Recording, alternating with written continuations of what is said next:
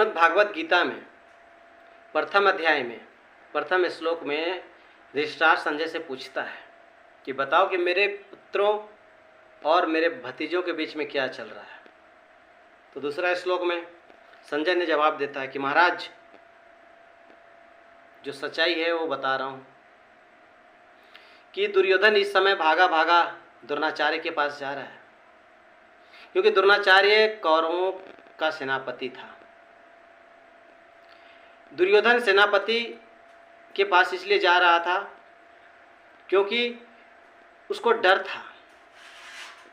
उसको डर, बहुत सारे बातें सता रही थी, जिसके बहुत सारे कारण थे।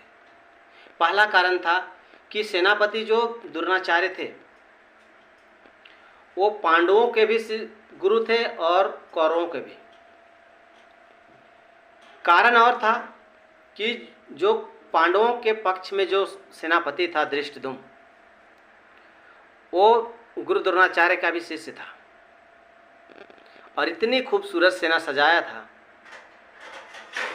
कि इसको देख करके दुर्योधन के दिमाग डोल गया था, डर गया था। तीसरा कारण ये भी था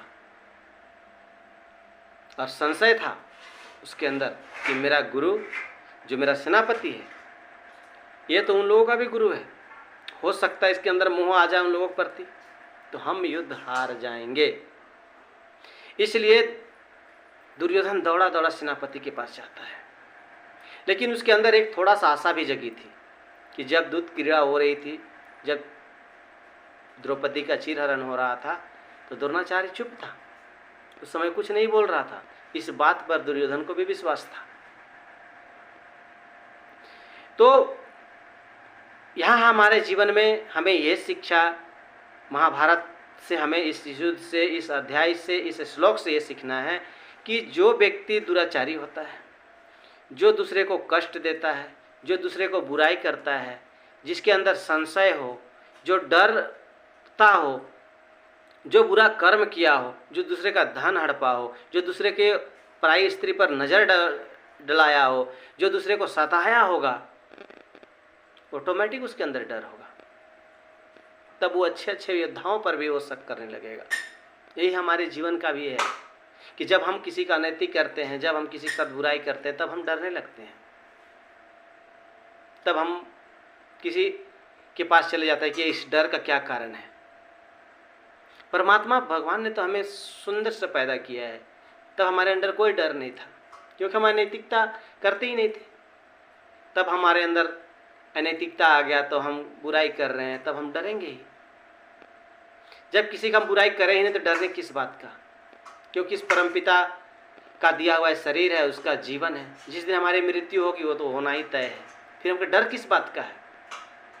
तो डरते वही लोग हैं, संशय वही लोग करते हैं, दूसरे पर शक वही लोग करते हैं, और यहाँ वहाँ भागा दौड़ा यही लोग करते हैं अपने को बचाने के लिए, अपने को जीवन बचाने के लिए, अपने जीवन को लंबा चलाने के लिए, जो दूसरे का हित नहीं करते, कभी दूसरे का नैतिकता करते हैं, दूसरे को दिखावा करते हैं, दूसरे का लिए बुराई करते हैं, जो दूसरे का घमंड करते हैं, वही लोग।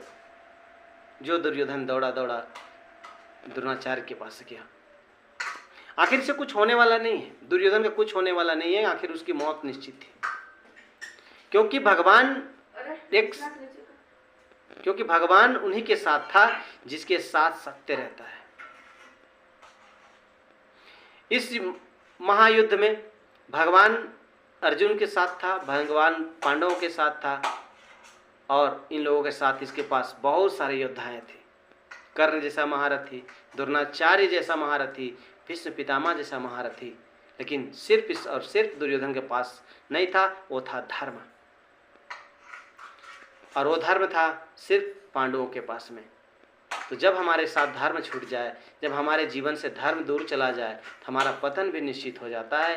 यही श्रीमद् भागवत गीता का श्लोक दूसरा ये हमें सिखाता है कि हमें किसी से डरने की ज़रूरत नहीं है, और न किसी की बुराई करने की ज़रूरत है, और किसी की हमें अहित नहीं करने की ज़रूरत है, तो हमें किसी के डरने की भी ज़रूरत नहीं है। क्योंकि भगवान हर जीव को ताकत, कुछ न कुछ ताकत देकर पैदा किया है, जिससे वो स्वतंत्र जी सके, जिसे वो खुद से जी सके, जो दूसरे से वो भलाई कर सके, दूसरे के विषय में अच्छे विचार ला सके, दूसरे के विषय में अच्छे सोच सके। इसीलिए तो ऊपर वाले ने पैदा किया है, यही तो वो चाहता ही है।